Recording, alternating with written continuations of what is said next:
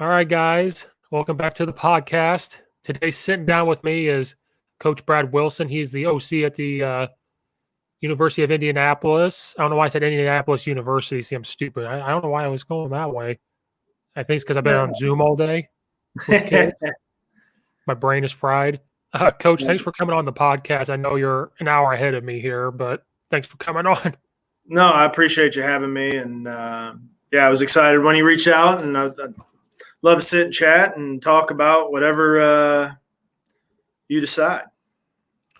Yeah, we had a good conversation beforehand, but some of it I can't record because it's me complaining about things in Illinois, and I can't go any further. I'll get in trouble. No, guys, listen, I just talked to Coach. You get to play in the spring, and you just told me literally right before I hit the record button, perfect time to take an OC job when you don't have spring ball, a limited fall, and then you have to play here in the spring. Perfect time. Yeah, it's been interesting, to say the least. Took over last spring, and then took the new role as the offensive coordinator. And we went on spring break, did winter conditioning, went on spring break, and then they said, okay, take 2 weeks for spring break. Okay, come back, and then boom, online. It's like, okay, here we go. And then everything was online from there on out. And so, the summer was extremely limited on what we could do with testing and contact tracing and all that stuff. And then, with hopes of playing in the fall. And then we got, okay, no, we're not doing the fall. And so we had a limited practice schedule where we could only have, I think it was 70 people on the field at a time, or maybe it was 75. So we had 2 practices that were about an hour and a half or hour and 15 minutes each. We went back to back and divided the team up into 2 and did that for fall. And then broke for semester after Thanksgiving. And then we're in preparation, and we're planning on having a 4-game season starting in April. So our kids are excited about the opportunity. They just want to go play. I think we have a pretty good team, and we'll see. So we're just full steam ahead, just trying to prepare best we can. And I have to apologize for the mustache, the facial hair. It just comes off in stages. And so it was full beard, then it was goat, and then now it's horrible, I know. No, I'm jealous. I don't know if I did that, it would be the same. Well, I'm giving it up here, so I have to add it here. So no, I'll lose mine. People told me basketball, you lose your hair, football, it turns gray.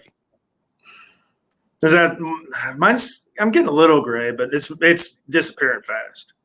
See, mine's when I find white is when I trim it. See, the beard can go long, but once there's white, I'm like, nope, it's got to go down. No doubt. I'll never forget the first time I had it. A couple years ago, I was coaching shot put, and one of the football players was throwing shot put, comes up to me and goes, Coach, what's that? I was like, what are you talking about? He goes, is that gray hair or white hair? And I was like, I'm running to the bathroom. I'm like, no. So they're making fun of me, and I was like, I'm going to name this after you because you guys caused this. No, for sure. There's no question. At least I was blessed because my dad turns 82 tomorrow, and he has a full head of hair. So, it just is what it is. Genes got me. The ginger got me. Yeah, mine's slowly going. That's why I keep it short. I just embrace it. Yeah. I mean, it is what it is. What are you going to do? Especially after a year like this where we're about to coach 3 sports in 6 months. Perfect. What else would you want? Yeah, when I took the track job, someone goes, the track coach actually asked me this before I took it. She goes, so are you okay maybe doing football, then immediately the next day doing basketball, then immediately the next day doing track because of the 7 month season we're about to have? And I said, sure, let's go. Why not? I might be totally bald and gray, but it's fine. We might coach a year straight. I talked to a guy yesterday because by the time we're done with sports here, it's going to be June or July, and then we'll get right back into football in August. We may coach a year straight with no stop.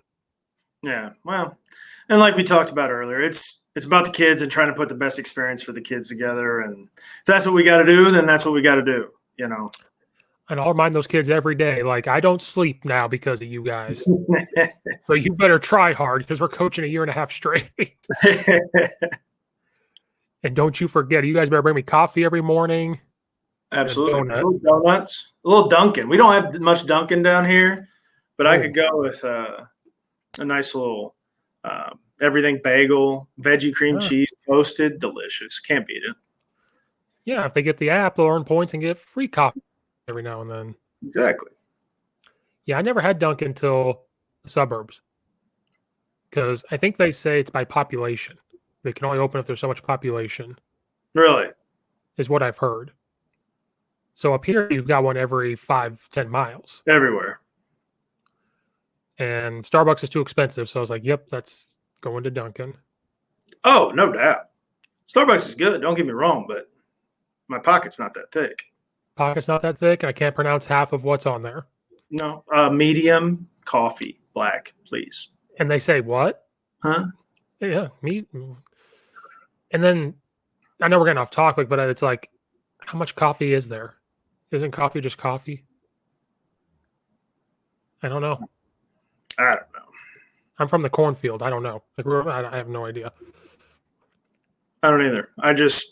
I bought into the Black Rifle pods. Ooh. And delicious, by the way. I need to get that. People keep telling me about it.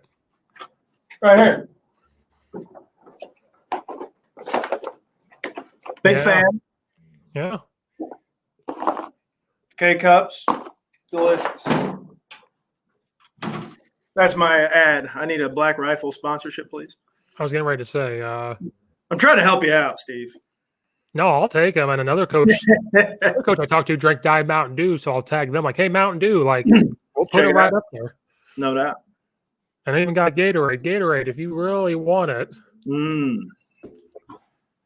No, they're going to be like, this guy, shut up. So is this your first year at the school? Have you been there and this was a promotion? No, I got hired in 2017 and was O-line run game coordinator, but I don't know. As an O-line guy, you're always kind of the run game coordinator. The head guy, when he offered me the job, was just like, what do you want? And I was like, I don't. Okay. And so we just talked, and that's what he said. So I was like, perfect. So been here. This would have been my fourth season. So 3 years as O-line coach, and then took over as offensive coordinator in COVID. So, but yeah, so this would have been year 4 here. Yeah. I've coached more O-line than anything else. I've coached other things. Sure. And so when his name's Coach Bazan, he's the head coach at Addison. Now it's his first year. Yeah. He goes, I need an offensive line coach because they've never had like a coach who's coached O-line and played it. It's always been somebody that just took it. Right. And he goes, and you're going to be the run game coordinator. At the time, I'm like, oh, I've been an OC. So at the time, I was like, I'm trying to get back to that. So I was like, oh, yeah, that's the next step. And then I was like, wait a minute. So I took it. I was like, wait a minute. Is this just a nice way of saying I'm the O-line coach? Yep. 100%. Like, I'll take it. If it's on the paper, it's fine. Sure. Yeah, but then they're like, no, you're going to coach H-backs when they're in the box. You got to coach tight ends if they're in the box. Sure. We're going to be a power run team. So it's going to be like, you got to coach these. So you're not just the O-line coach. I was like, no, I am. You just don't want to coach them in the route game. You're going to send them to me. Right. Down to the promised land where we're at, and you guys do that. Absolutely. But it was funny when I first started the podcast, one question I asked every coach, and then I started to realize it was stupid, so I stopped, but I'm going to do it again. Go ahead. The last 2 jobs I've taken, I coached at East Aurora before Addison Trail. Okay. They both needed an O-line coach, and there's been other schools that have said to me, like, we need an offensive line coach. So I started to think about it, and I'm like, is there not true O-line coaches anymore? Or, like, is it too hard to coach offensive line? Because I've asked guys like that. Like, you got to worry about 5 people. So, like, to me, it's not that hard. It's fun, actually. Sure. But maybe to some people, it's like, I don't want to watch 5 positions at one time. Right. Figure out what they're doing.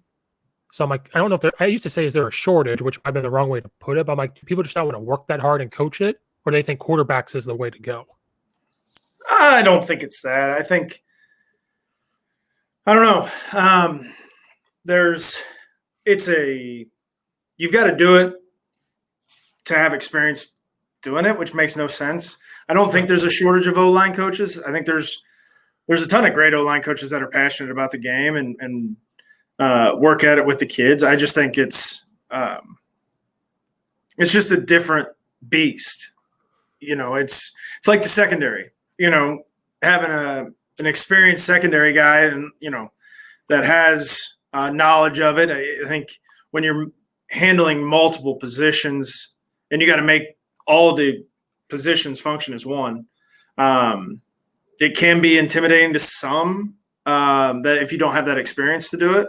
But I don't know. I mean, I think there's a bunch of O-line coaches. There's a bunch of really good ones that are out there. It's just I think it's a position that you can get frustrated and as sometimes the blame, the success or failure of a team offensively typically comes down to the offensive line. If you can block them, you got a chance. If you can't, you're going to struggle. If you can't, there's going to be eyes on you going, hey, why aren't we able to block these guys? And sometimes, just getting ripped and things like that, it turns some people off. So maybe that's why. I don't know. I've been yelled at my whole life, so I don't have a problem with that. Yeah. The couple coaches I've asked have all had a different answer. They said, Sure. You got to worry about 5 guys. Like, even if there's 5 wide receivers on the field, you're mainly looking at the first couple reads to really see what's going on. Quarterbacks, is a little different. If one wide receiver runs the wrong route, but the other 3 do, it's okay. All O-line, it's like, you got to worry about this front, this, and that. And so some are like, maybe it's too difficult. And then I said, I think it's because we have our own language. You have to know how to talk to each other.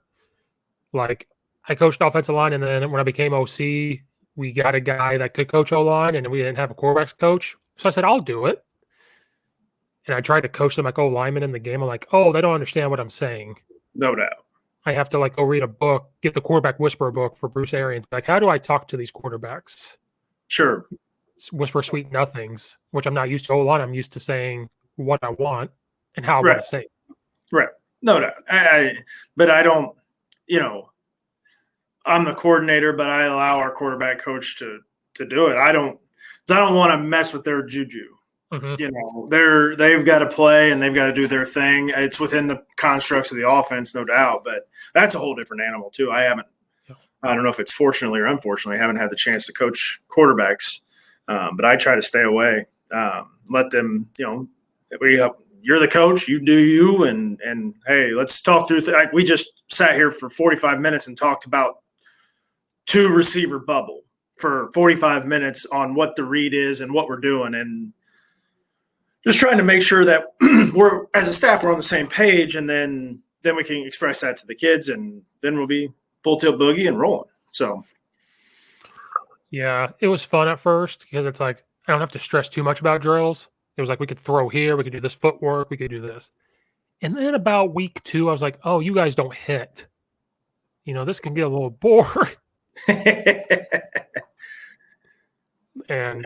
And then when I could show them the mechanics, but I played O-line, so I was like, I can't throw it very far, but I can show you how.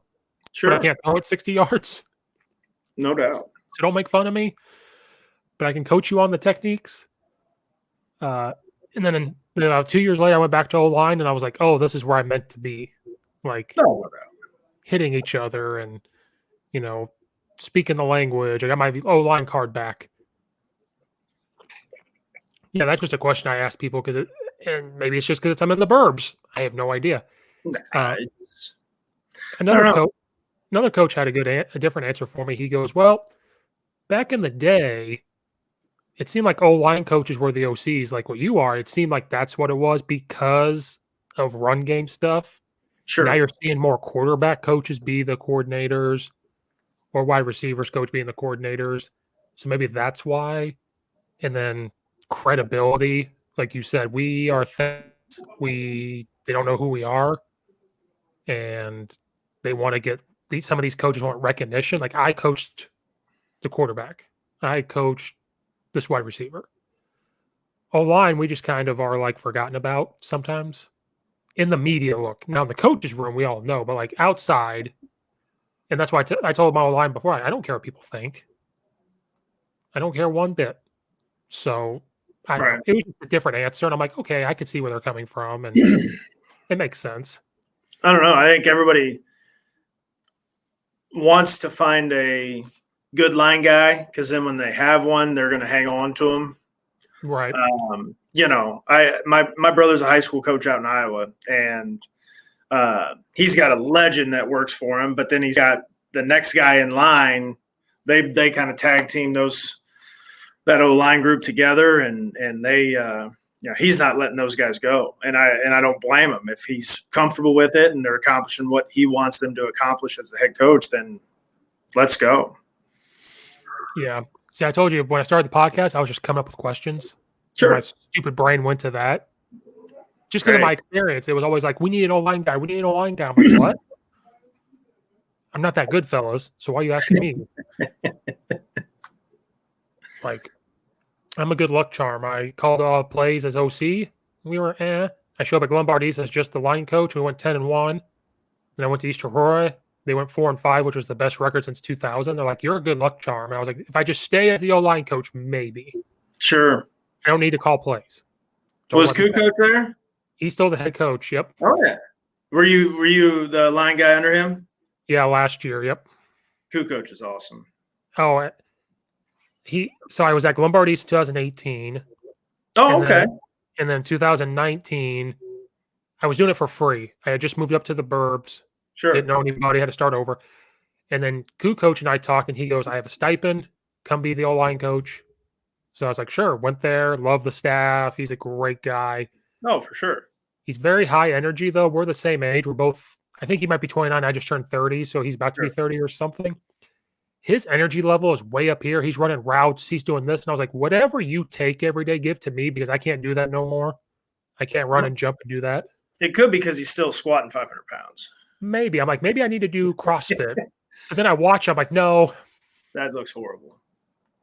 I've watched him do certain lifts, and I'm like, oh, my knee hurts just watching this. Sure. No, great guy. Oh, yeah. It's funny. He went to North Central, and then Chris Prezant, the head coach at Addison, he went to North Central too. Okay. He's older than Koo coach by like 2 or 3 years, maybe. Gotcha. Something like that. And then all the Burlington Central coaches are almost from North Central, and I'm like, what is going on? Everybody's from North Central. Well, I spent 3 years there. Okay. I coached, 14, 15, 16. Okay. So great staff, great program. They do things the right way, and they're it's a good group. Really enjoyed my time there. Yeah, and then they just won that title, so now it's the big buzz. No doubt. Yeah, it's right down the street. I live in Naperville, so it's 12 minutes away, I think. Sure. I lived out in Aurora for 2 years and then lived in downtown Naperville my last year. Yeah, we're right by the Top Golf by 88. Yeah. We're right there. Yeah. Well, before COVID. Then COVID showed up. I was like, I can't do Top Golf no more. Saves me some money, though. But hey, move to Indianapolis. You can still do Top Golf here. Oh, I would love – I have a buddy. He worked for the South Bend baseball team, the Chicago minor league team in South Bend. And he was like, yeah, I just went to the movie theater because he loves movies. We do a podcast on Marvel because we love Marvel. So I did an episode with that. And he goes, yeah, I just went to a movie theater. And I was like, oh, Illinois, you can't even walk down the street. No, I want to move to Indiana after everything. I was like, maybe I should go there. It's cheaper. There's some pretty good food up there in Chicagoland. Yeah, first time I had deep dish pizza was Chicago. Yeah. It was Giordano's.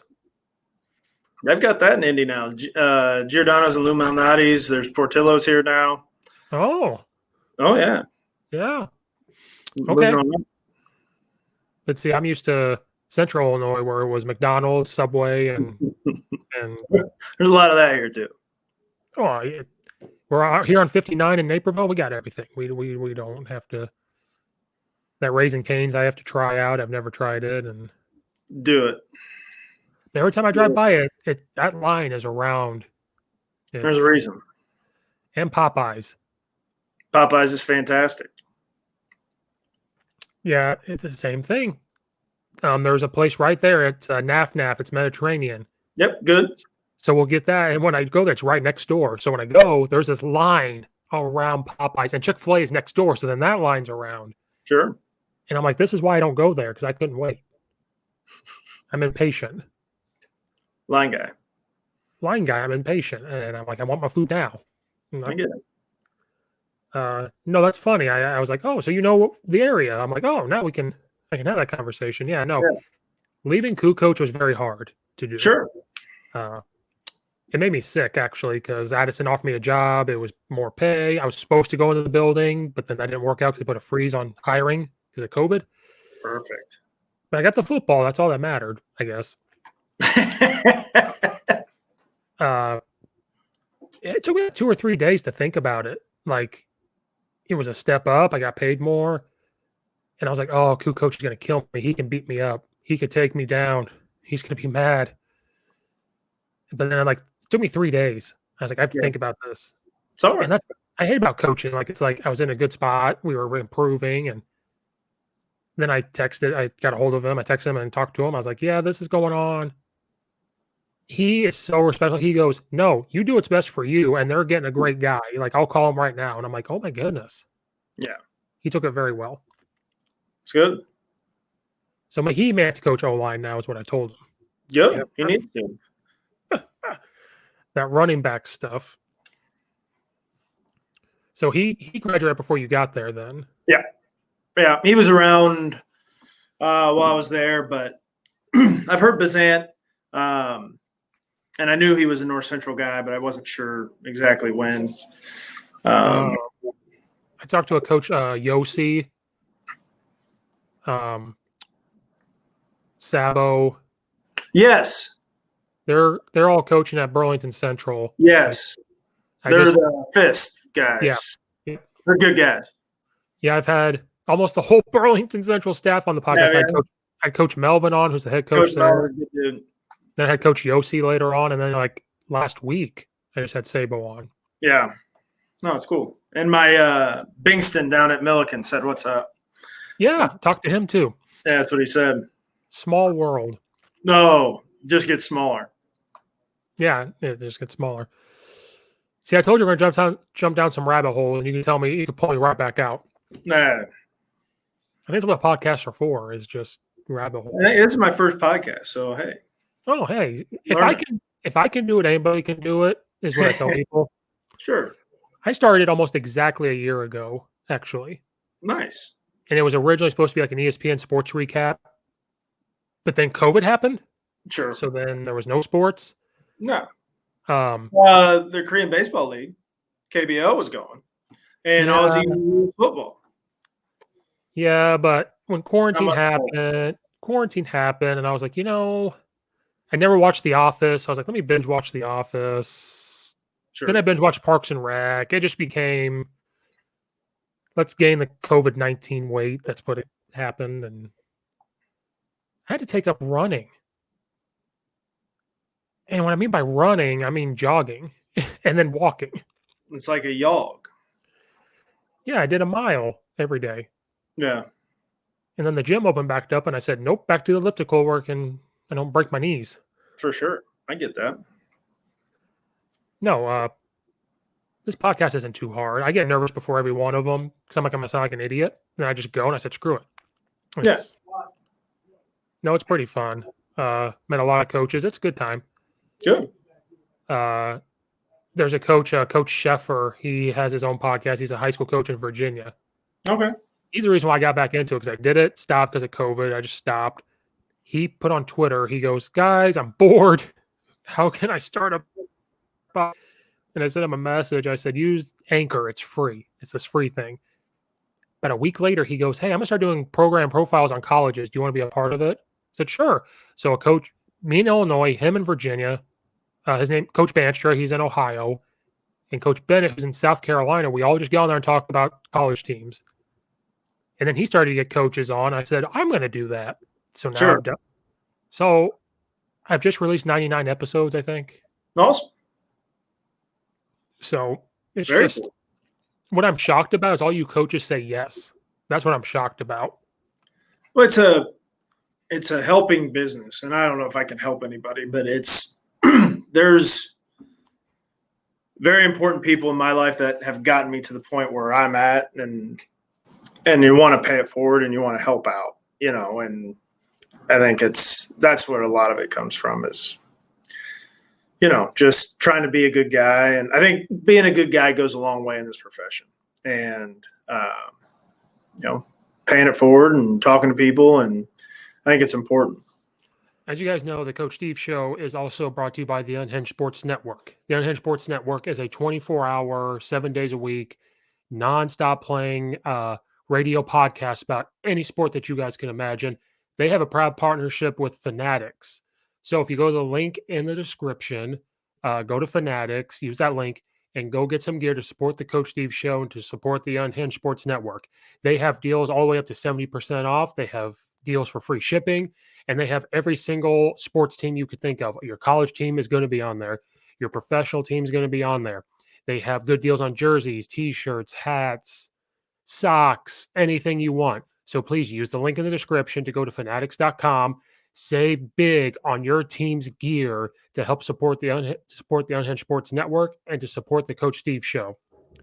Are you guys tired of overpaying for your cable? Do you think, oh, I need to go to the streaming side so I can save some money? Are you tired of taking out a small loan to pay for the cable just to watch things? There's so many streaming services. Do you not know or are having a hard time pick which streaming service? Well, lucky for you, the Coach Steve Show, which is on the Unhinged Sports Network, have a proud partnership with Fubo TV. Fubo TV has over 100 plus channels. They have NBC, CBS, Fox, ABC, ESPN, much more without the hassle of that cable contract. If you don't believe me, go to the link in the bio. You can get a 7-day free trial today. So if you click on the link in the bio of the episode, you can get a free 7-day trial to support the Unhinged Sports Network, to support the Coach Steve Show podcast.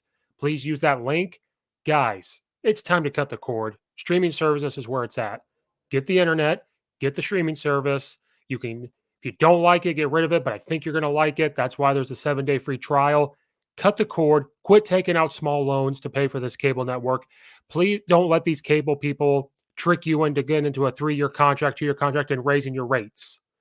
Go to Fubo TV. Best way to watch all the sports, any shows that you watch. So please support the show. Go click on the link now. Try it out for 7 days free. Cut the cord. Yeah, because me and him talked about, like, we actually help each other out. So the reason why we came up with the questions was he had asked me, like, all right, what are you going to do when you get coaches on? I was like, well, I think I might ask these specific questions. He goes, okay, so now that's what he does, which is fine. Like, we're fine. And so we helped each other out with that. And then we were, like, nervous to ask people because I'm like, how do we start? Do we start, like, getting local coaches and then we just move up? And Coach Banter said, just send them a message. The worst thing that's going to happen is they're not going to respond or they're going to say no. And it's not going to be like a no, I don't want to. It's going to be no, I'm too busy. Right. Yeah, I've been told no my whole life. So tried dating. My girlfriend is still with me. We're still here. It's fine. Good for you. And a dog who's over here. She's in timeout because she was barking. So I was like, you know, just be quiet. It happens. 90-pound chocolate lab. Oh, my.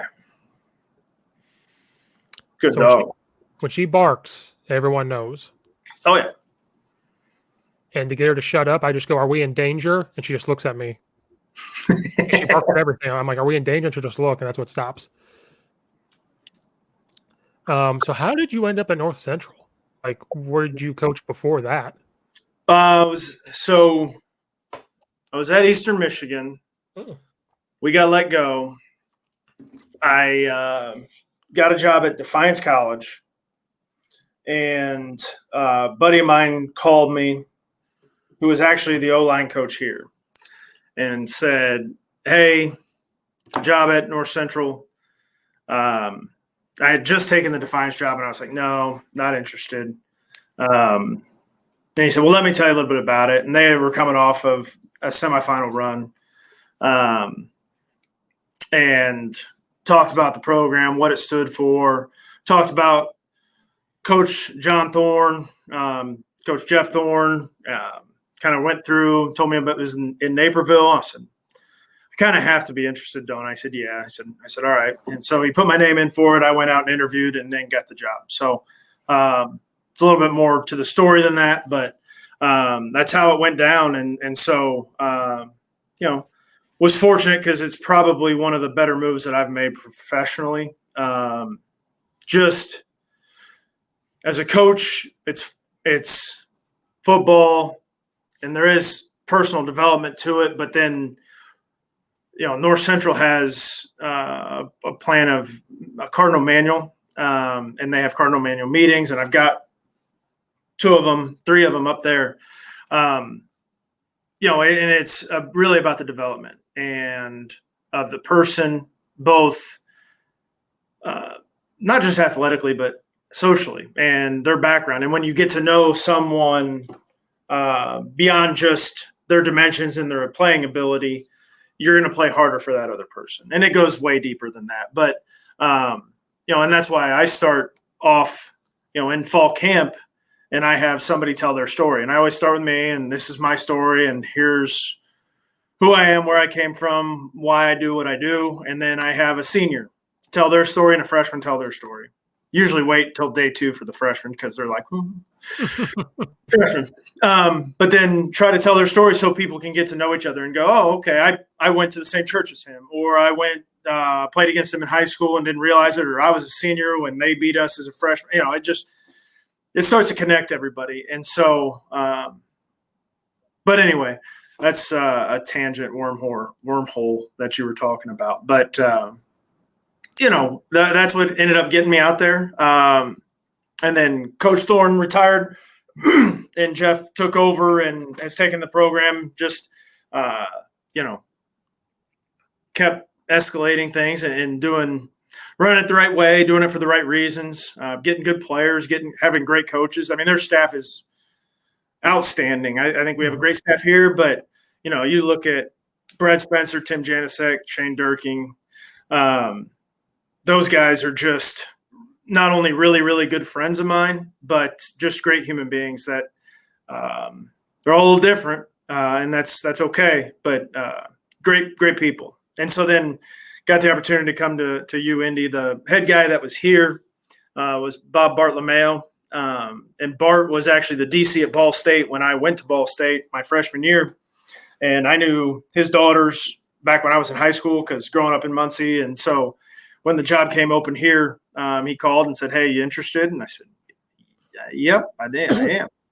And it was get closer to home, and not that Chicago's very far, but getting close to home. My family's here, and so it's been a good move. And then Coach Keevers took over, who was our defensive coordinator, and outside of the staff and my friends, he's the first friend I made in the profession. We worked at Bishop Dullahan camp at, I think it was Manchester, in 2006, and we had similar interests, and we got to know each other, and we became really good friends. And so it's kind of where it's a people profession, and I've been fortunate to be around some great people. So yeah, and I've talked to a lot of Division III coaches, and sure. It just seems like every Division III coach is very personable and very outgoing. And I think it's because kids that go to Division III football, because I love Division III football. I've coached kids, I've always told me Division I or bust. We've always coached kids like that. Sure. And I have to burst their bubbles when they're seniors. So has a Division I recruited you yet? Well, no. And I'm like, well, may not happen. Right. And the misconception, I think, is Division III football is not good football to kids for some reason, to some kids. Right. I have to tell them, no, it's very good football, because kids that go love football more than the Division I kid. They do. Well, I mean, more to them, maybe. Is that the right? I don't know. Maybe that's right. I don't know. There's kids at every level that absolutely love it, and there's kids at every level that don't love it and do it for other reasons, whether it's they're trapped in it and they're a big body that, is athletic and can play, or they're playing it because of dad or mom or whatever, or just to wear the colors and the logo. That's every level. There is, I've been fortunate to be around some really good programs, and, there's kids at North Central that absolutely loved it, and there were some that did it for other reasons. And that's, and that was at every stop that I've been along the way. So I wouldn't go straight down that Division III. They just love, they love to compete. They love to win. They want to win championships. And that's what majority of the kids that we deal with do, and want to get a great education. When you look at Indy's academic side of things and where our location is, and from a internship job standpoint, I mean, our kids are highly motivated. Yeah, some of them are on scholarship and they're not paying too much to go to school, but they love the game and love to compete and want to be the best that they can be while they have the opportunity to play. And some of them get the chance to play beyond and some don't. But it's I think that's a slippery slope a little bit to say that no one at the scholarship level or Division I, they don't love it. I don't know. There's some kids that just solely love it, and they're all they can do is play Division III, and that's fine. But everybody's story is a little different. Right. I just try to tell these kids football's football. So if you can play Division III, how many people can still say that? Like how many people go on to say, like, I think maybe another misconception, you need to educate me. Everybody thinks they can play Division III football, maybe, but I try to tell kids, you're still going to go, and it's football nonetheless. Like, it's still college football. And I think it's because Illinois has a ton of Division III. So I know in Illinois, like, oh, this guy sent me a letter. This guy sent me a letter. And I'm like, you got to open up your mind outside of Illinois and certain Division IIIs. There's a lot of really good football. For example, North Central just won the championship. Sure. Those guys, that team last year was very good. Yeah. Very good. My buddy's the D coordinator at Rose Holman. Yep. Very good. Yeah, very good. Yeah, very good. So it's like they have to open up their minds, I think, in division. And another coach said this to me, maybe I'm wrong. He goes, maybe because it's not cool to tweet that they have or they're going to a Division III. Maybe that's why. Yeah, I don't know. I mean, I think there is a Twitter game to it that they, it's all about posting offers, and somebody got an offer to a 7-on-7 team and posted it, and I saw that today, and I'm like, what? I don't get it. But I mean, that's just not my generation. But I don't know. There's great Division III, and then there's Division III that everybody can play at, and it just depends on what level you're at. And there's, when I was at Ball State as a player, North Dakota State came in at our place and smoked us, and they physically beat us up, and I watched, when I was in high school, I watched Northern Iowa come in and beat us, and then I've seen us go to IU, and when I was at Ball State, and we beat Indiana, Big Ten school. So I mean, it's just, I don't know. I don't worry about all that. You can't try to figure everything out. It's like, okay, hey, some kids, all they want is to say that they received a scholarship offer or an offer. Just go compete, go play. If you want to play football, go play football. If you don't. We tell kids all the time, like, if you're going to come play here, it's going to be hard. It's going to be a challenging experience, and it's no different than what it was at North Central or Eastern Michigan, or it's going to be hard. You gotta really want it, or you're going to just hate the next 4 to 5 years, or you'll quit. Mm-hmm. Yeah. What was I going to say? I think another game that's changed is coaches, I think, have to tweet out more when their kid is playing on Saturday, like they've coached, believe it or not, because a lot of coaches in the suburbs tweet out every Saturday or whenever their kid is playing to try to promote their program at high school. I think that's another game that some coaches haven't gotten on board with is social media, like in high school. Yeah. Because you got coaches that tweet, oh, my kid's playing Division I. But coaches around here in the burbs, they tweet about every kid, which I love. Division I, 1AA, 2, 3, JUCO, NAIA, they tweet about it all. Yeah. And I've talked to coaches like, yeah, we have to do that to try to recruit, which is maybe not the right word, convince some kids in the building to come play this sport. And I think some coaches don't get on that game either. So maybe some of these kids don't see this Division III free advertising. Sure. I don't know. I'm not really down into this right now. I see the coaches, because I follow a lot of them on Twitter, and the coaches in the suburbs, and they do, Coach Ivelo talks, puts it out there that his guys are playing, and that's awesome. I mean, why would you not promote? You're happy for your guys because they're getting an opportunity to play. So I don't know, whatever. It's a great game.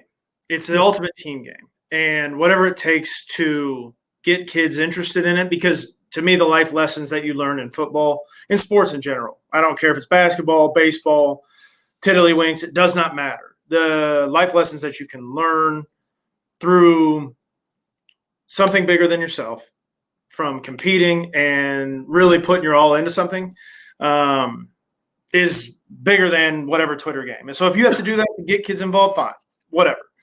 Should it have to be that way? No. But again, all these things don't leave. They're if I text a kid, I know he's gotten the message. I know he's seen it, unless if his phone's cut off. I know he got it. Now he may not respond, and that's fine. But I understand he got it. Mm-hmm.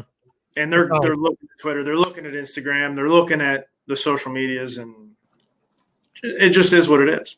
It's not like us where we charge the phone in the other room and then walk away.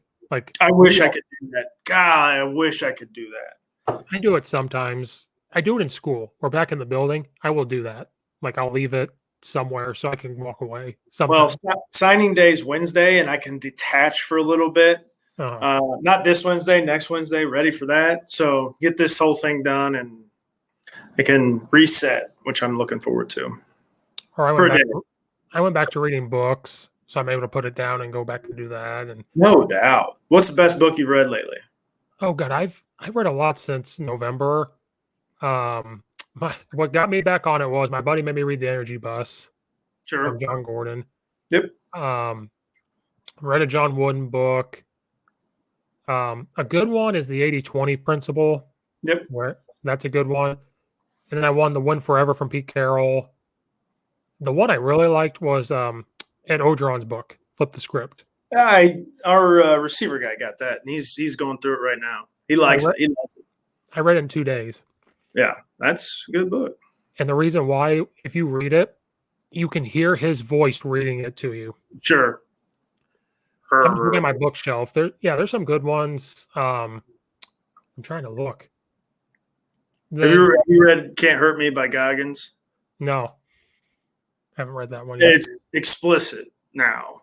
Uh-huh. There's an edited version, but Can't Hurt Me by Goggins is outstanding. I went through and I put out on Facebook, hey, give me your recommendations. And then so I bought like 7 books, and then my dad gave me one for Christmas. So I started on that, and I'm going to try to read, sounds horrible, but a book a month, which is pathetic, but that's what I'm going to try to do for, I don't know if it's a resolution or just trying to challenge myself. Sometimes reading's hard when you're a redhead. Yeah. I only coach O-line is my excuse. Then I read that Extreme Ownership, and then I got the other one. There's another one he wrote. Yep. I can't see it. Yeah, I can't see it right now. I can't think of the name. Sure. Yeah, just a lot. And then the 4th and Goal Every Day, it talks about Nick Saban and how he runs the program. Sure. Dive down deep into that. It's a good one. And then I just literally started this one today, Gridiron Genius. Yeah, right.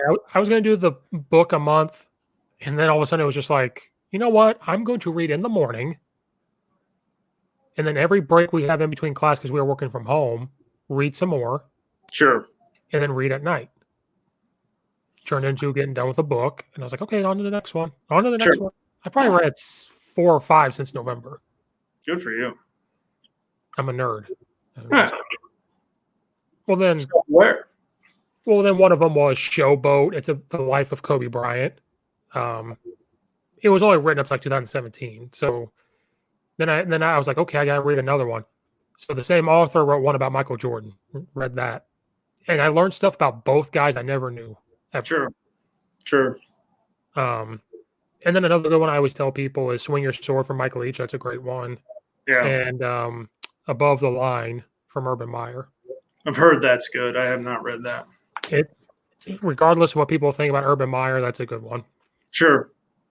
I really like, he says at practice at Ohio State, they have this red line. and the players hang out behind it, and then when practice starts, they go. If they're not ready to practice, if he sees a guy that's not ready to practice, he doesn't make them run. He goes, go stand behind the red line. You ain't ready. Go sit. And he'll make them sit there. He just took that opportunity away from them. Sure. And that's what this red line was taped there for. And that's only a part of it. I'm paraphrasing, but that's kind of like what it was used for. And he'd walk over and be like, you ready to practice? And he could just tell by the way they act, he goes, you ain't ready. Go sit down.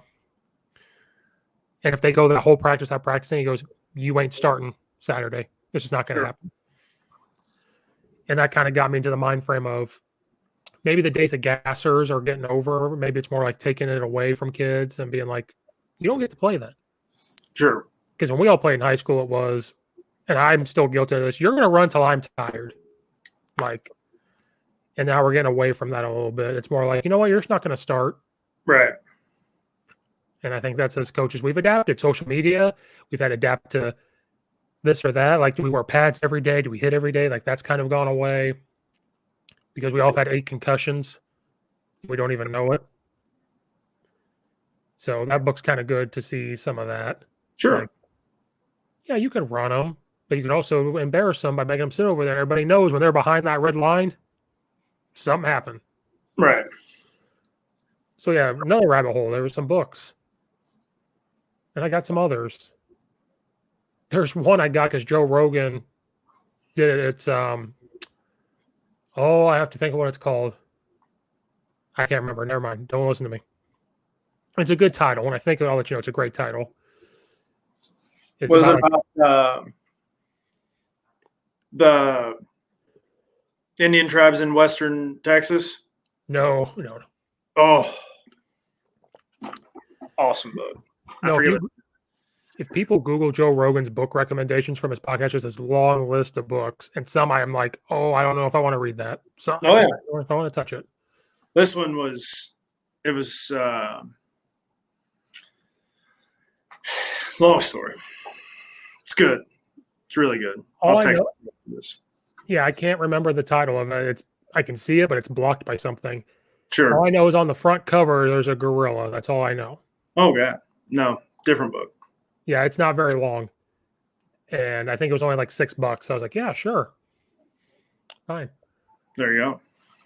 And the last book I tell people, because I'm a huge Nick Saban fan. Sure. So I have to say Roll Tide every time I say that. There's a book called Saban, The Making of a Coach. And it's literally about how he is the way he is. Sure. And so people that question me about it or talk to me about it, I'm like, read this book and you'll find out. Right. Say, blah, blah, blah. Like, no, read this and you'll find out why he is the way he is. Right. How he grew up, how this happened. You'll find out why he is the way he is. Sure. I'm not saying it's bad, but like people question him and I'm like, just did it. Read this. Kind of like Ed Ogeron. There's stuff out there I didn't know. Like, you'll find out why he is the way he is. Right. Like, I didn't know. Did you know he had a drinking problem? I didn't know that. Who? Ed Ogeron had a drinking problem. Oh, yeah, I knew that. And that's why he left Miami. I did not know that. Oh, yeah. It talks about he just left. He went home and didn't come back. They just won those championships. Yeah. And he left and didn't go back. Wow. Like, stuff like that I didn't know. And then the Joe Burrow recruiting story is hilarious in that book, too. With the going to the restaurant, they didn't have any crawfish, and he called the guy to bring it to him. Yeah. Only he could do that. Oh, that was a lot of rabbit holes. Was. So you were I wouldn't be doing my job if I didn't do this part. So you've been the run game coordinator. What kind of offensive philosophy have you guys had over the years there? Because a lot of high school coaches listen to this, so they probably want to know, like, what kind of offense you guys ran, what's your philosophies there, what have you built your offense on, and all that good stuff. Sure. So we're going to be multiple in personnel, multiple in formation. We're going to try to make it look as complex as possible, but be very simple. We're going to run inside zone. That's what we're going to do. We're going to run counter. We're going to run outside zone, and we're going to run power. Those are our 4 staples, which is pretty standard. But we're going to window dress it. What's set us apart the last few years is just our kids. One, we have good players. That goes a long way. But they play hard for each other. That's been the biggest difference. In 2016, but the year before I got here, I think they were 6-5. And then we came here in 17 and we ended up 11-0 going into the playoffs and lost in the first round of the playoffs.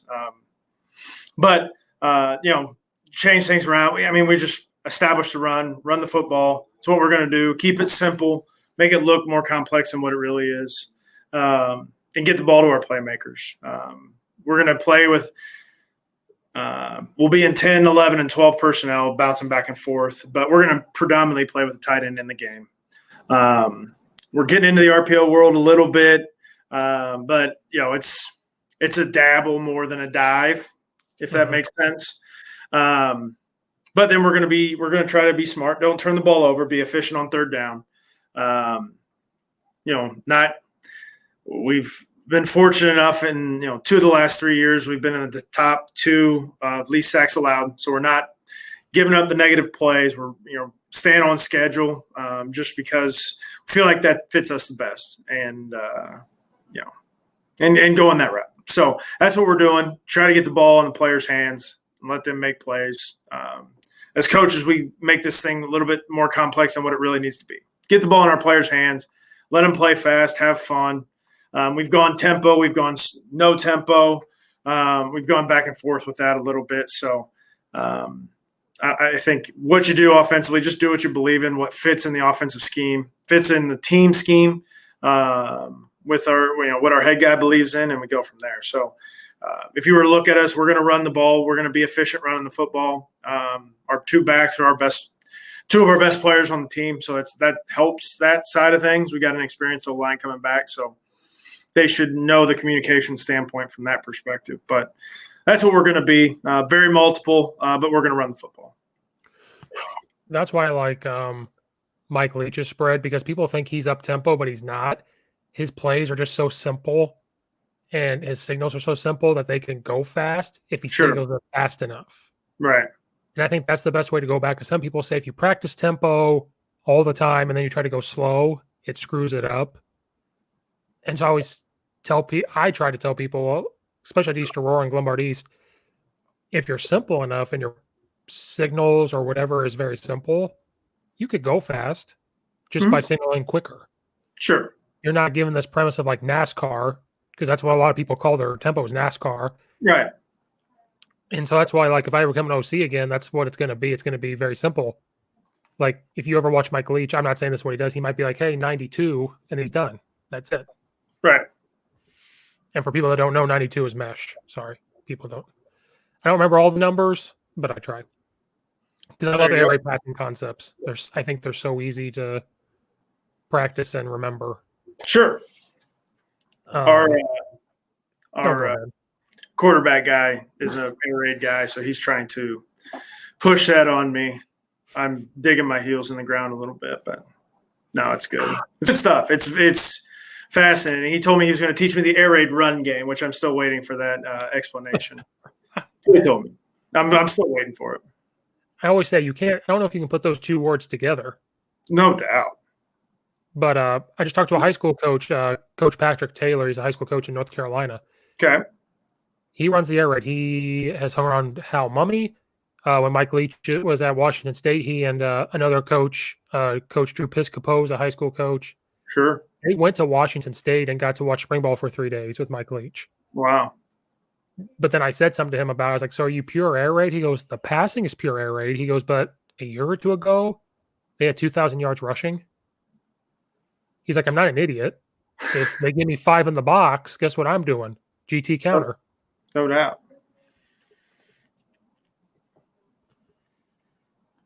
No doubt.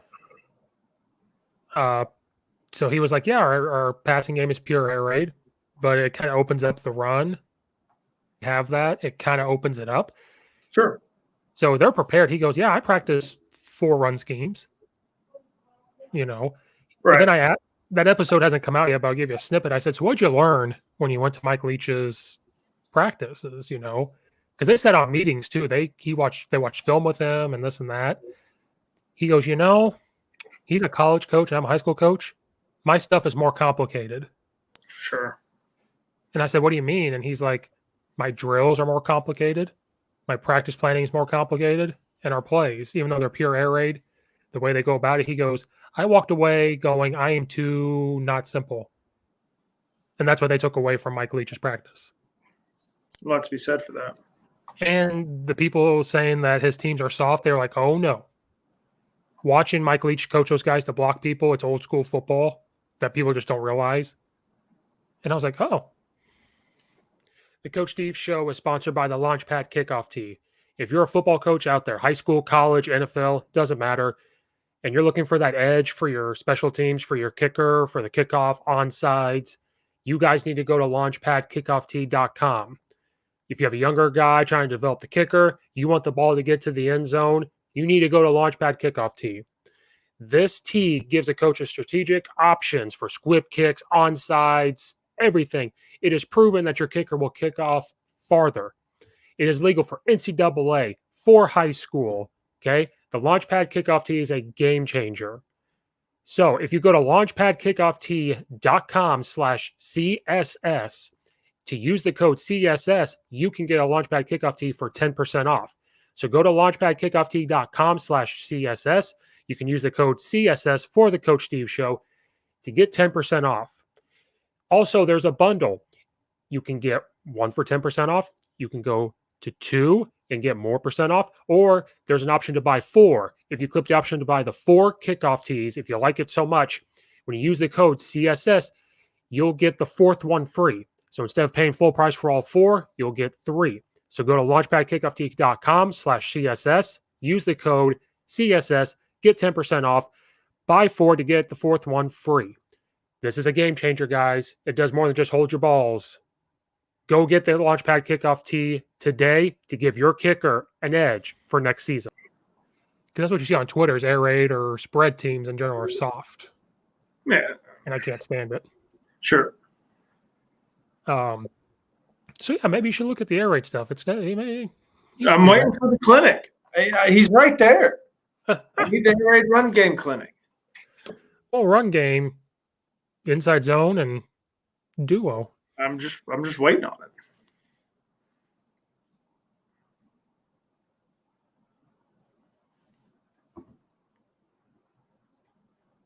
You there?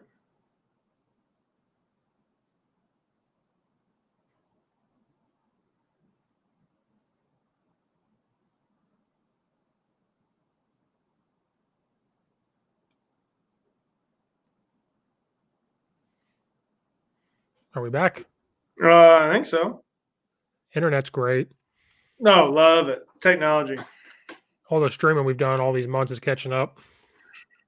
No doubt. No, yeah, inside zone and duo and dart. That's all you need for Mike Leach, I think. There you go. Or ISO. So you said you don't give up a lot of sacks. Is there anything special with your pass protection that you guys do to help that? Or is it just the O-line just doesn't let it happen? No. Try to change the launch point. Don't try to sit back and drop back and be at the same launch point all the time. I think, running it in past situations has helped in the past, but also changing the launch point. We're not afraid to sprint naked, do things. When you run it, you're not in passing situations a lot, which has helped.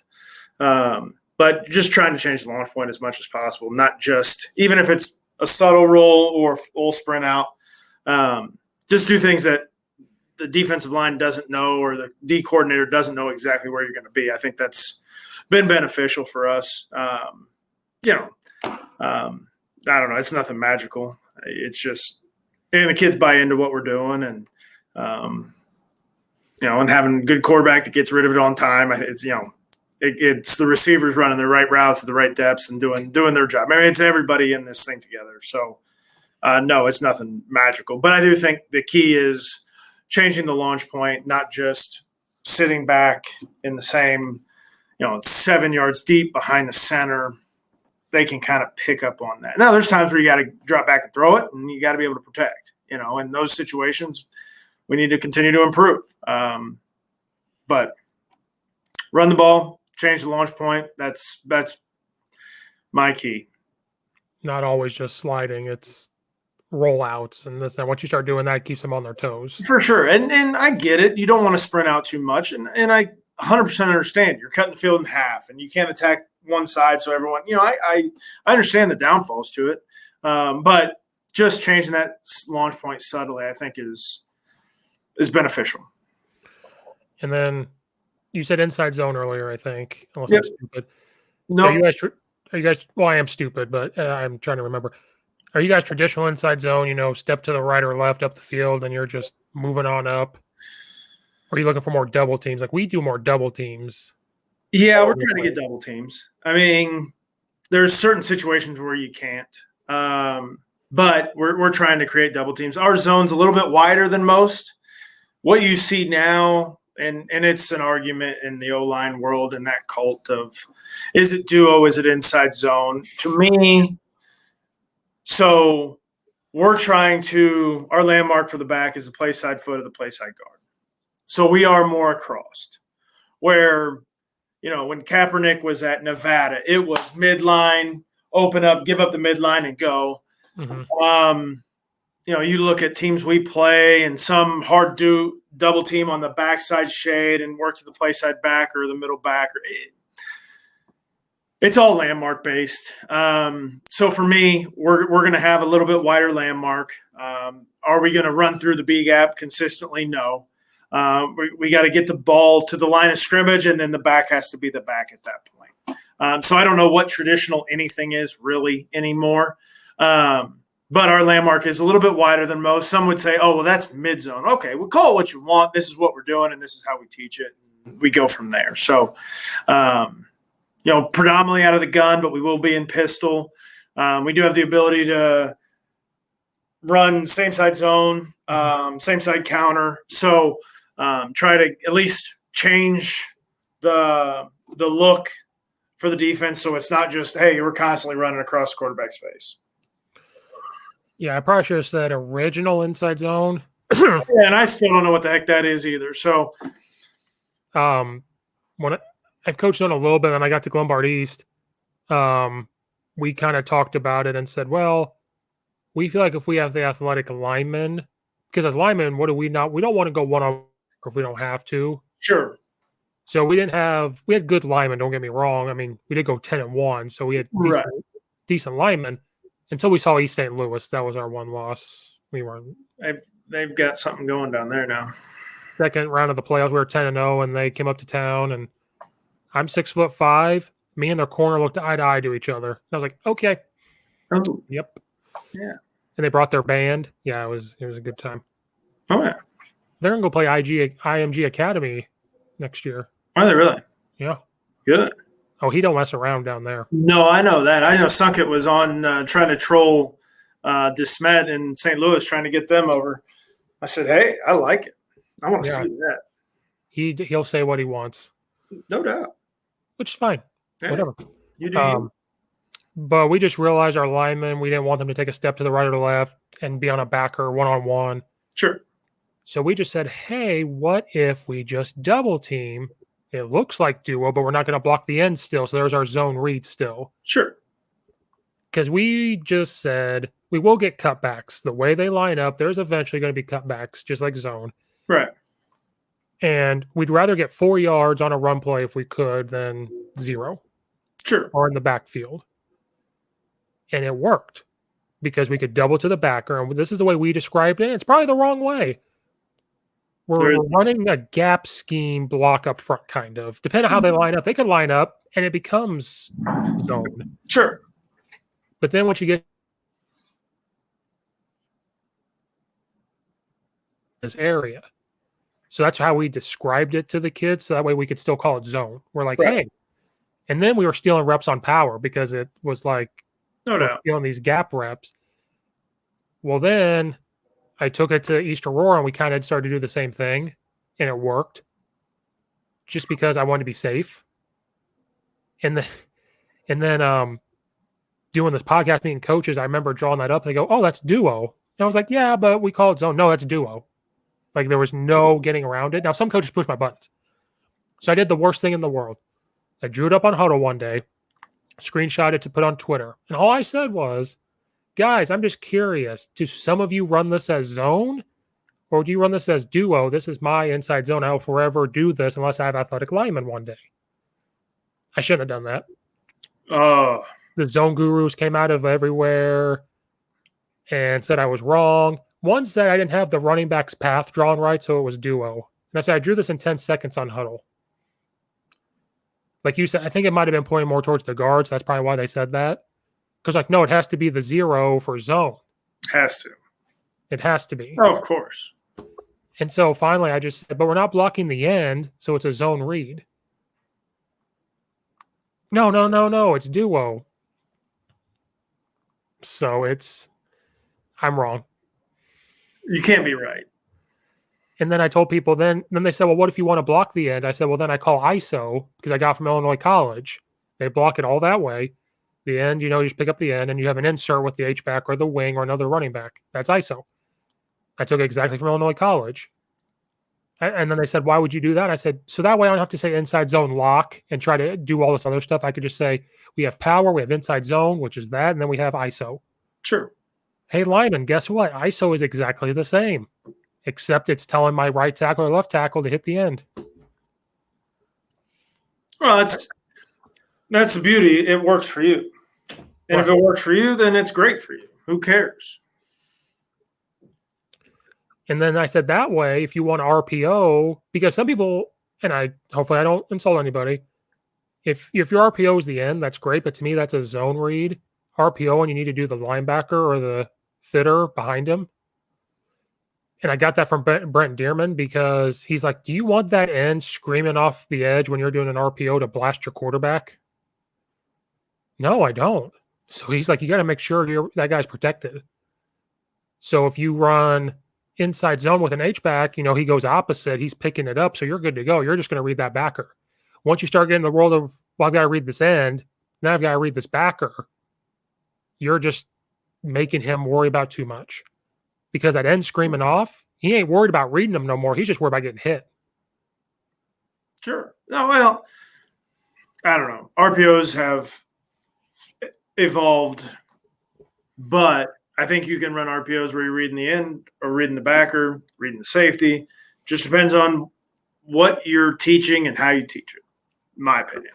Right, because we mainly did backers, like run snag.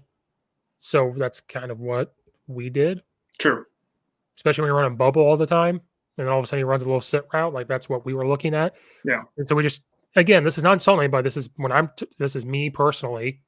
When we didn't block the end, that was a zone read. And then if we blocked him, we're RPOing probably just the backer. Just because we want the quarterback to get hit. Fair enough. And that's how we described it. Now I could go to another. Now Addison, I could show up here and they'd be like, no, that's our RPO for this play. I'm like, okay, let's go with it. All right. Rock and roll. Because I'm simple. I only coach O-line. That's what I know. But yeah, that was just curious about inside zone. Because there's other people out there that say they double team. And I think it works great. Now when you get to an odd man front or whatever, it's a little more difficult. But then I just do I do zone dive. And I triple team the center. And that's just, again, you're making it easy. You're not adding anything. You're just like, oh, if we call zone, you're just stepping and going up. If you call dive, you're just triple teaming. And it works. If it works for you, it works. Yeah. And I've told some people that. And if I can help one person, it's great. And I told somebody that and they go, oh, really? And I was like, yeah. Triple team. But you may only get like 3 or 4 yards. I said, that's all you need. Love it. You don't need a cutback for 20 yards. Take it. Right. And then I said, if you keep triple teaming, what are they going to do? Those backers are going to blitz and you throw right behind them. Right. Like you said, you did that to open something else up. Or like you said, if they're going to blitz up the middle because of that, then you roll out. So, sure. Sorry, that's my rant. That's okay. my simplicity rant. I'm not going to teach you nothing. You know more than I do, but that's my simplicity. Not at all. I've taken a lot of your time. Another question I had, what advice do you have for people that maybe want to do college coaching? And segment of that, when I talked to my buddy Nick Davis the DC at Rose-Hulman. Sure. Everybody has a different path. Everybody has a different story.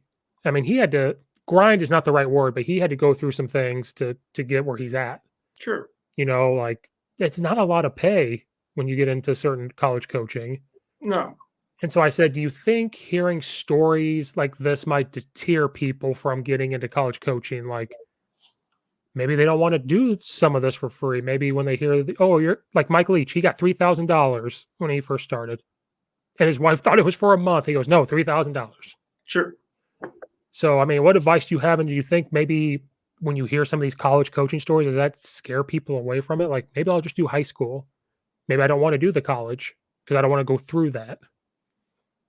I mean, I guess your first question, what advice for people if you want to get into college coaching? So my path was I graduated at semester and thought that would help me get a graduate assistant job. So I end up not getting one and going to the Indiana State Fraternal Order of Police at 1416 East Washington Street, Indianapolis, Indiana. I still remember the spiel, and I'm telemarketing, begging little old ladies for $10. I'm like, okay, this is not fun. I had an interview at Rose-Hulman, interview probably went horrible because I didn't get the job.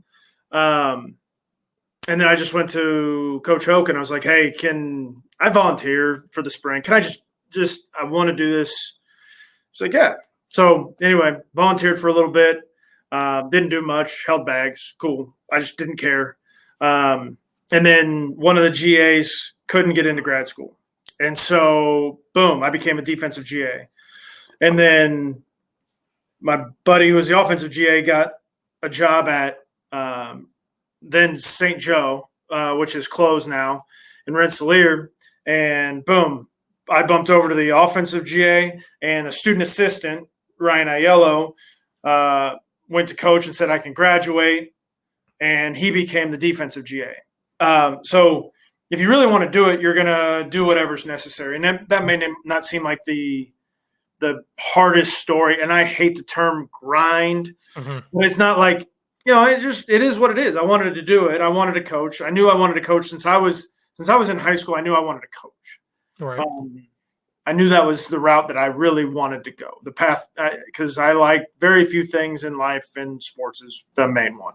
So if you really want to do it, then why not? Go try to volunteer somewhere. Go be involved, because if you're around and you do a great job, they're going to find more tasks for you. And if they find more tasks and you do a great job, then they're going to find a way to give you some money. And it may not be what you want, but if it's the job that you want, then just keep going. I think to me, that's the biggest advice. Sometimes it's just the last man standing, and you're there to work. And if they can't get rid of you, then okay, well, let's just hire the guy. And that sounds bad. I'm not, my last name's not Saban. Okay. My last name's not Ogeron. Do I care? No. It's just, I have to go and do my best, be the best coach I can be self-aware, constantly try to evolve and try to improve myself, so I can be the best coach I can be, because it's about the kids. Because I want them to be successful. We've been very fortunate here. We've won 30 games in the last 3 years, and it's because of the kids. It's not because of me. It's not because of Coach Keevers or Coach Bart.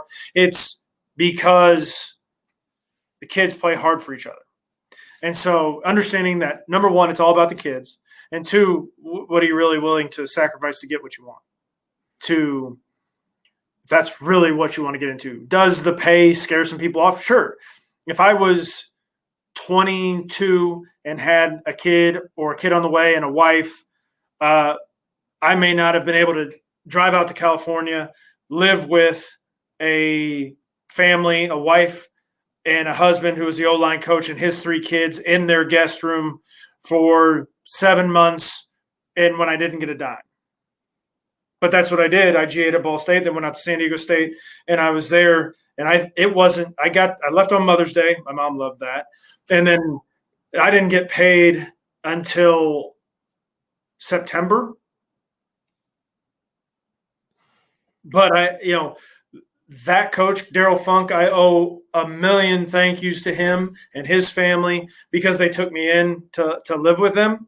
And I didn't make a dime for that amount of time, but the people took care of me. And I'm forever indebted. Be around good people, be a good person, treat people right. It's not always the nicey nice response, but treat people right. If they do a great job, say great job. If they need to work on some things, hey, let's work on some things. Let's get this better.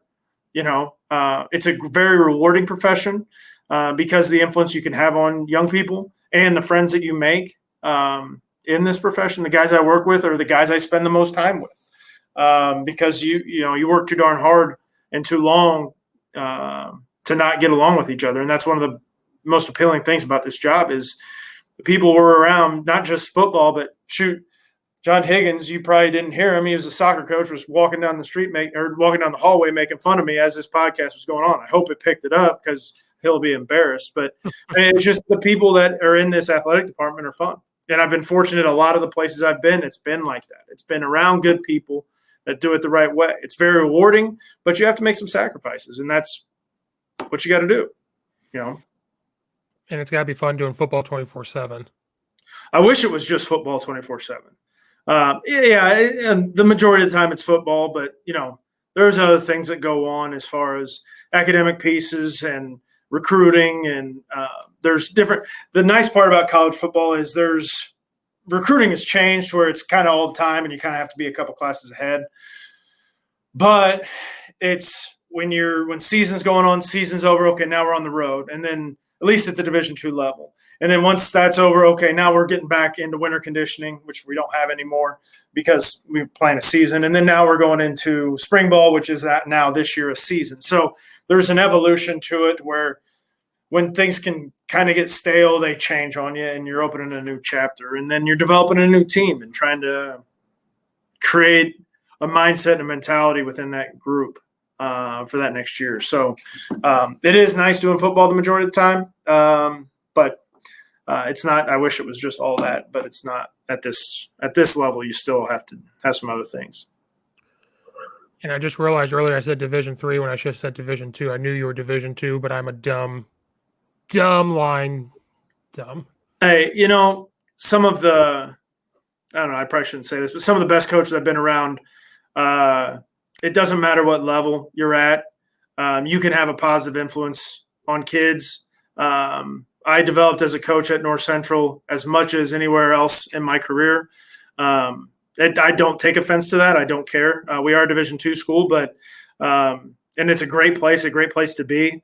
We're very fortunate with what we have, but I definitely don't take offense to that. I had really no experience until I was at Defiance, then went to North Central of what Division III football was. Got recruited by Division IIIs, a lot of them in Indiana, and I had a very similar response to what some kids have. It's like, oh, I'm not doing that. I did have one coach tell me I could come in and start as a freshman. I'm like, God, how bad are you if I'm a 6'1", 225-pound left tackle? I'm going to start for you as a freshman. That's scary. No, I think I said Division III because you were talking about North Central.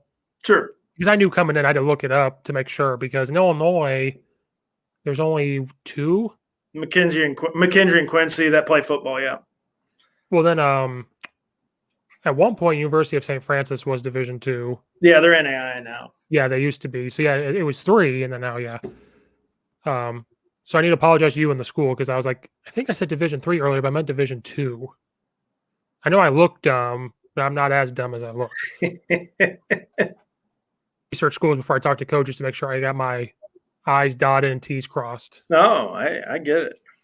So I apologize, University of Indianapolis. Don't come after me for saying you were Division III. Nah.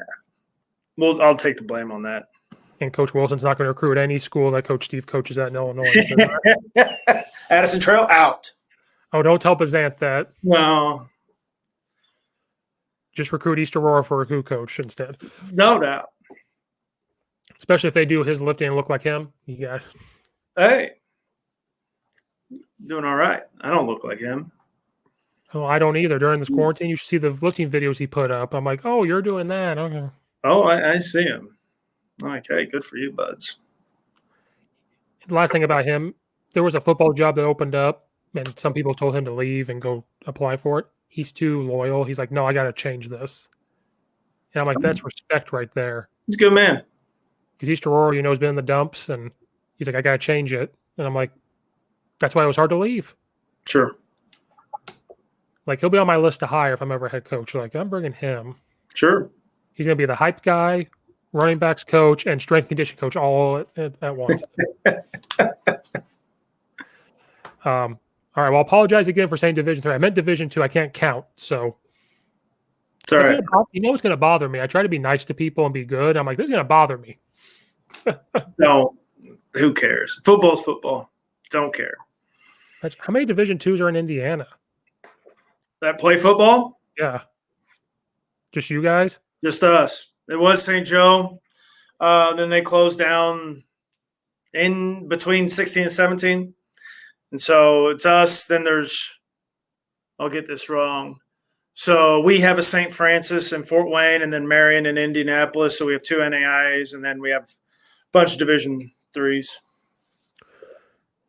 And then you have to go – do you go to Quincy in Illinois this year to play them? Oh. Yeah, we open up at Quincy. We're at Quincy, then at Lindenwood, and then home against McKendree, I think. I don't have the schedule up anywhere. But, yes, I believe that's it. I feel sorry for you guys to drive all the way out there. Why? Quincy's God's country. Well, when I was at Charleston, one of the teams left the conference, so we had to fill it in. And the school had the bright idea to get Quincy Notre Dame High School on the schedule. Yeah. 4-hour drive. That's a haul. Oh, it's a haul. We play William Jewell, who's in Kansas City. Okay. But that's a haul. Well, they decided to get a charter buses for us. Sure. But I got my friend the sophomore football job, and he goes, I ain't riding on no bus. I'm driving my truck. And I was the OC. I looked at the head coach. I was like, I'm going with him. And I just hopped in the truck. Got there in 3.5 hours, and we had to wait because the bus took 4 hours and some. Better be early than late. Lombardi time. But I was like, Quincy, that's a long drive to the Quad Cities. It's not Kansas City. That's just the farthest I ever gone was 4 hours. Oh. Yeah, don't hurt yourself either. I call you Division 3 and then you hurt yourself. Yeah, I'm mad. Because I was thinking of North Central. I'm going to play this back later on because we were talking about North Central. It's okay. Disrespectful Steve. Nobody will come back on the podcast from Indiana after this. No, they will. And a side note, my Bears, me and my 2 friends who do our show on Sundays, we're Bears fans, unfortunately. We felt dirty about being in the playoffs. And we just don't like what's going on in the organization. So on Sunday, we put a poll up and we said, guys, you vote. We have to be a fan of new teams for next year. So we put the Colts, Packers, Lions, and Bengals. Up until today, Bengals were winning. This morning, Colts won. So now we have to be Colts fans. Come on in. Next year. Come on in. Especially to get Matthew Stafford. See, I was a Packers fan. Okay. Until they got rid of Favre. And I was like, because I was born in Appleton, Wisconsin. And I said, nope, I'm done. But then I like Rodgers. Rodgers is pretty good. He's pretty talented. I like him, even though he beats the Bears all the time. Yeah, well, there's a lot of people. So my whole family's from Northwest Indiana. So we've got a lot of Bears fans in the family. And so I like to poke fun at them. And they're all Southsider fans, and I'm a Cubs fan. Yeah. I'm still living in the past here, but that's okay. It's more recent past than the last Sox championship. So, hey, I wear that. I'm a Cubs fan. I wear that hoodie all the time. I got the hoodie, the hat. Yeah, that thing was like $70. Like I said, thin wallet. Well, the night they won in Charleston, if you've ever been through Charleston, there's a Hibbett Sports, and there's a T-shirt place that makes T-shirts and hoodies down the street. Sure. When they won, the guy I know worked in there, and he texted me an hour later. He goes, Steve, we're shipping the hoodies and T-shirts to the Hibbett Sports right now. They're going to open right now. And it's like what was it, 11 o'clock at night or whatever. Sure. I'm like, I'll be there. Drove right to Hibbett's. They had it sitting out. And I grabbed that hoodie because it was on sale for Yeah. like $45. And I was like, steal. Grabbed it. Next day, I go back to get a T-shirt. Gone. Because I wanted to fight the people. Just grabbed it. Because I'm in Cardinal country in Charleston. I love the Cardinals. And I'm like, I got to grab this. Yeah. Oh, no, I still ride high on that. It's more recent than the White Sox and the Cardinals. So that's what I tell myself. And the White Sox. No doubt. Except for the Bears. The Bears disappoint me. Well, you're not alone in that. My friend said it best. We hired Matt Nagy because we thought we were going to get Andy Reid. So we tried to hire the chef, but we didn't get the chef. And we're sitting here. And then I'm like, what's the chances Rodgers goes to the Bears? And I said, we're like 0.2%. It's coming to Indy. I would love that because I'm a Colts fan now. So You I are would a love Colts that. fan now. Or Matthew Stafford. Hey. If he's healthy. Hey, he put up a bunch of numbers. Or Deshaun Watson. Bring him in. Oh, I'm all for any of the three. I just worry what you have to give up to get those guys. Matthew Stafford, they claim only a first-round pick. Done. Take it. Rodgers, I think it just depends on if the Packers want him. I think Sure. that's what it depends on. Bears may have to give up 10 first-rounders. We'll give up all of it. We'll give it all away. We'll even give a Matt Nagy. Rodgers can call the plays. We'll give Matt Nagy up, and Rodgers can call it on the line. We'll give him up. And the GM, take him with you too. We don't need that negativity no more. Isn't he an Eastern alum? Yeah, and he screwed it up. At least Tony Romo and Sean Payton. At least Sean Payton is guiding it good. Yeah. And Tony Romo's the best CBS talker, so at least he's doing it too. And then I helped out. They're good. Then I helped spring ball out at Eastern when Jimmy G was there and Babers were there. Yeah. That was a good time. Sure. Especially when it was 50 degrees and Babers is in a parka because he's from Texas and Hawaii. That's funny. And his gloves were too big because they have to snap the ball every 12 seconds, and he had a stopwatch. His gloves were too big to stop the watch. It was spring ball. We're in shorts and a hoodie or whatever. It's 45 degrees, 50 degrees. We're fine. He's in a parka, sweatpants, boots. And we're like, what's going on? And then when they were snapping the ball every 15 seconds, it happened like 4 times in a row. I won't repeat what he said. He was mad. Sure, he wasn't real happy. But I've never to see a team snap the ball at 10 or 12 seconds. I just couldn't keep up. Like, are you actually calling plays? I just couldn't. Yeah, I don't know. But that was a good time. He had 5,000 yards that year or something. Yeah, no, he's done well. And you couldn't walk up to Jimmy G at the bar. The offensive line surrounded him. No, don't talk to him. Unless you worked with the coaching staff, so once in a while I got to go say hi to him, but he was going to go on to the NFL. So I was like, nope, be gone. Like, don't talk to me. Sorry, that's my other Eastern Illinois story. No, there you go. Or when Tony Romo showed up for homecoming and then left at halftime. That's the only thing about Tony Romo. I love Tony Romo. He showed up for the homecoming, left at halftime. Sean Payton shows up, will go to places and let you try on the Super Bowl ring. So there was a little difference. Sure. Well, he has a Super Bowl ring. Right, and Tony Romo doesn't. And Jimmy John started in Charleston, so there's a history lesson. Delicious. First Jimmy John's ever was in Charleston. Really? And the owner lives in Champaign, so if that tells you anything. All right, sorry, that's a horrible way to end the podcast, but I took a lot of your time. We can end it right there for people.